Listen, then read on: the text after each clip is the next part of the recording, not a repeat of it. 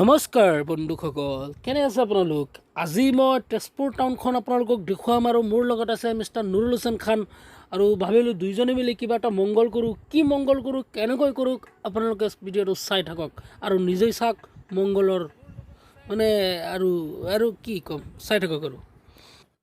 আৰু এইবিলাক আপোনালোকে দেখা পাই আছে লেচু, চাৰিওফালে অকল লেচু লেচু লেচু। এইটো কোন আৰ্মি নেকি?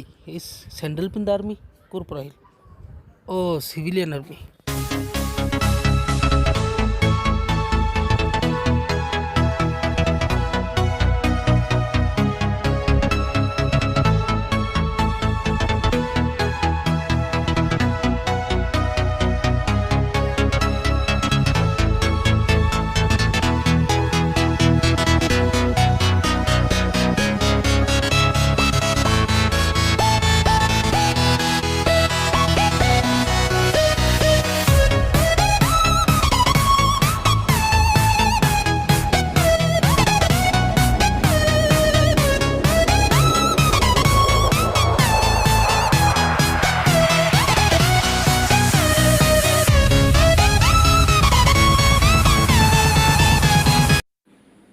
ৰ'ব আজি আপোনালোকক সৌন্দৰ্য নগৰী তেজপুৰৰ লগত দেখুৱাবলৈ চেষ্টা কৰিম অসমৰ প্ৰথম চিত্ৰগৃহ জোনাকী, য'ত অসমৰ প্ৰথম চিনেমা জয়মতী ৰিলিজ দিয়া হৈছিল।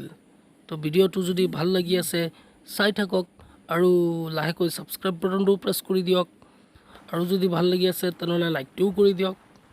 আৰু সেইখিনি আৰু চাই থাকক।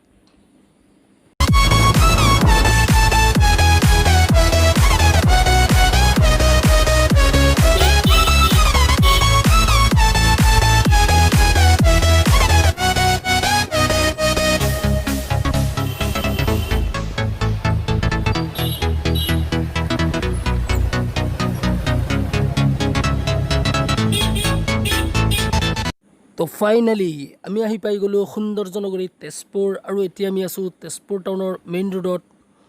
ইয়াৰ পিছত আমি যাম জোনাকী চিত্ৰগৃহলৈ। আপোনালোকে চাই থাকক, ক'তো নাযাব। এক গিলাচ পানী লৈ লওক আৰু খাই থাকক আৰু চাই থাকক।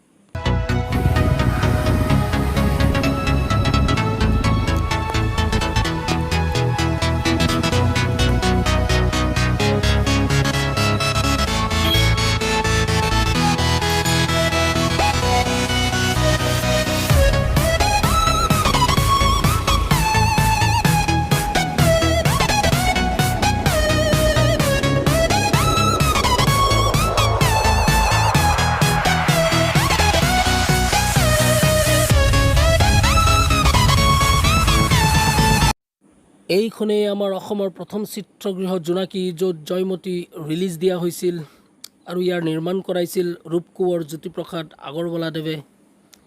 ইয়াত লিখাও আছে, আপোনালোকে নিজেই চাওক।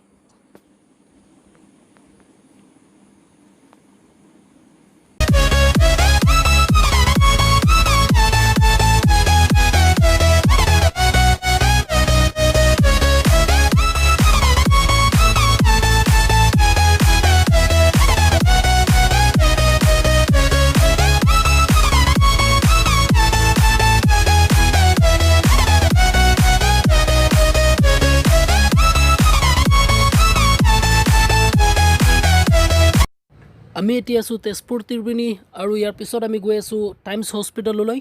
চ' বেছি দেৰি নকৰোঁ, বলক আপোনালোকে চাই থাকক আৰু আমাৰ পিছফালে আহি থাকক, চাওঁগৈ টাইমছ হস্পিটেল।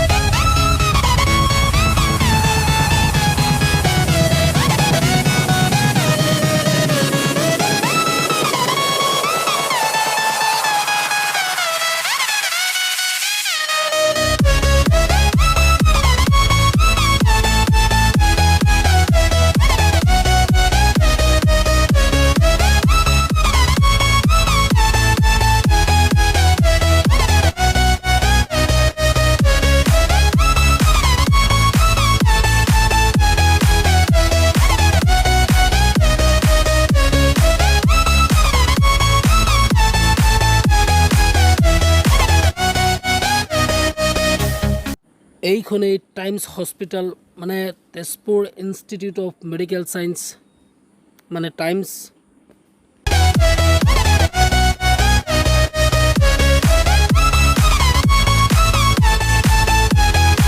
এতিয়া আমি আহি আছোঁ মাজগাঁৱৰ মাজেৰে।